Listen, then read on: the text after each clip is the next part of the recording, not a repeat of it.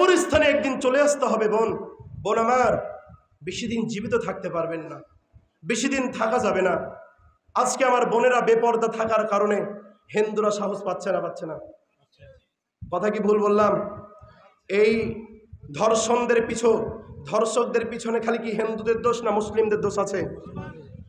কথা আমরা বোঝাইতে পারি না। আমাদের বাংলাদেশের মাটিতে জঘন্যতম একটা গোষ্ঠী আছে, নাম কি জানেন? সবাই উচ্চস্বরে বলেন তো, কি নাম? ইসকন। তারা মুসলিম, তাদের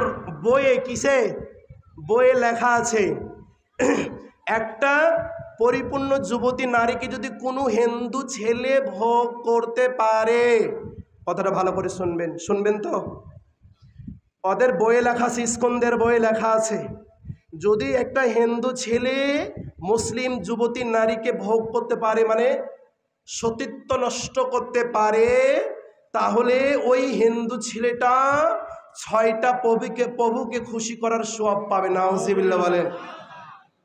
ছেলেকে, মেয়েকে, এই ভাই, সতীত্বওয়ালা নারী কি তাদের ভিতরে নাই?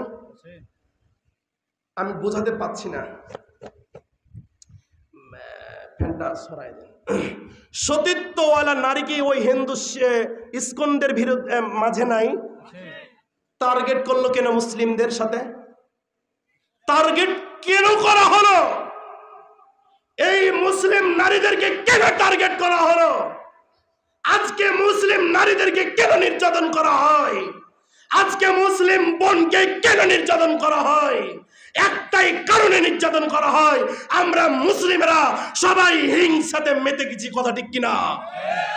আজকে বাপ হিংসা করছে ছেলের প্রতি, আজকে মা হিংসা করছে মেয়ের প্রতি, আজকে এ দল হিংসা করছে ওই দলের প্রতি, আজকে ওই দল হিংসা করছে ওই দলের প্রতি। কথা সত্য না মিথ্যা? এই মুসলিমেরা বিভক্ত হওয়ার কারণে আজকে আমার মায়ের কোনো অস্তিত্ব পাওয়া যাচ্ছে না, আমার বোনের কোনো অস্তিত্ব পাওয়া যাচ্ছে না। অবাক করা কাণ্ড। এই জানেন, আপনারা তো জানবেনই, গাজীপুর মৌচাক কোথায়? আমি যে গাজীপুরে থাকি তার পাশে হচ্ছে মৌচাক। 13 বছরের নারী। কত বছর? এটা মামলা চলছে এখনো। 13 বছরের নারী, ছোট্ট বাচ্চা, বোনটা আমার 3 দিন ধরে ধর্ষণ করেছে 3টা যুবক। নাউজুবিল্লাহ বলেন। এই বোকা ভাই, আজকে যদি এই 13 বছরের বাচ্চাটা তোমার মেয়ে হতো, তোমার বোন হতো, তুমি প্রতিবাদ করতে না বলো?